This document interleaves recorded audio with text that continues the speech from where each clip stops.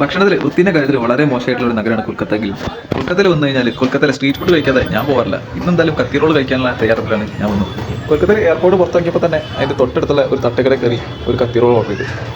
Order കിട്ടേണ്ട താമസം മാവ് എടുത്തും കണ്ട് ചപ്പാത്തി വരത്തി കണ്ട് നേരെ ചട്ടിയിലേക്ക് കണ്ടിട്ട് ചപ്പാത്തിക്കൊല്ലുള്ള നമ്മളെ മാവ് ലേശം ഒന്ന് ചൂടായപ്പോൾ തന്നെ ആശാൻ അത് മാറ്റി സൈഡിലേക്ക് വെച്ചു. ചട്ടിയിലേക്ക് എന്ത് ഓയിലാണ് ഒഴിച്ചതെന്ന് എനിക്ക് മനസ്സിലായില്ല, പക്ഷേ ഏതോ ഒരു ഓയിൽ ഒഴിച്ചിട്ടുണ്ട്.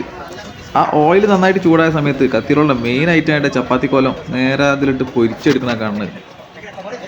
ഈ ചട്ടിയിലിട്ട് ഇത് പൊരിച്ചെടുക്കുന്ന സമയത്ത് പൂരി പൊരിച്ചെടുക്കുന്ന പോലെയാണ് എനിക്ക് തോന്നിയത്. ചട്ടിയിൽ നിന്ന് എടുക്കുന്ന സമയത്ത് തന്നെ അത് കാണാൻ നല്ല ഭംഗിയുണ്ടായിരുന്നു.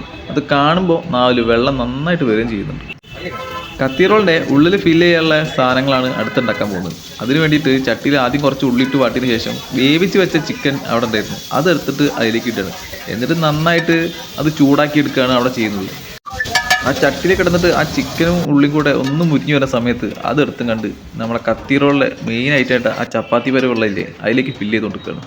പിന്നെ കാണാൻ അതിലേക്ക് കുറച്ച് കട്ട് ചെയ്ത സവാള ഇടുന്നുണ്ട്. ശേഷം അതിലേക്ക് ടൊമാറ്റോ സോസ്, ചില്ലി സോസ് പോലത്തെ എന്തോ ഒരു സാധനം, ഇങ്ങനത്തെ സാധനങ്ങളൊക്കെയാണ് കുത്തി നിറയ്ക്കുന്നത്.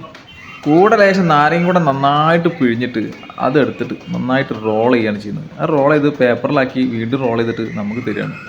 അതോടുകൂടി കത്തിറോളിൻ്റെ പരിപാടി കഴിഞ്ഞു. കാണുമ്പോൾ നമ്മളെ കറക്റ്റ് ഷവർമ തന്നെ, പക്ഷേ ടേസ്റ്റിൻ്റെ കാര്യത്തിൽ വേറെ ലെവലാണ്. പുള്ളിക്കാരനോട് ഞാൻ പറഞ്ഞു അതൊന്ന് മുറിച്ച് തരാൻ പറഞ്ഞപ്പോൾ പുള്ളിക്കാരൻ അത് വീണ്ടും ഒന്ന് റോൾ ചെയ്തതിന് ശേഷം അത് നടുവിൽ മുറിച്ച് തരും. കാരണം ഒരെണ്ണം മുഴുവൻ കഴിക്കാനുള്ള കപ്പാസിറ്റി എനിക്കുണ്ടായിരുന്നില്ല. വൃത്തിയുടെ കാര്യത്തിൽ വളരെ മോശമാണെങ്കിലും ടേസ്റ്റിൻ്റെ കാര്യത്തിൽ വളരെ മുൻപന്തിയിലാണെന്ന് ഞാൻ പറഞ്ഞല്ലോ. അതുകൊണ്ട് തന്നെയാണ് ഞാൻ റിസ്ക് എടുത്തിട്ട് കത്തിറോൾ ഒരു വട്ടം കഴിക്കാൻ വെച്ചിട്ട് പോകുന്നത്.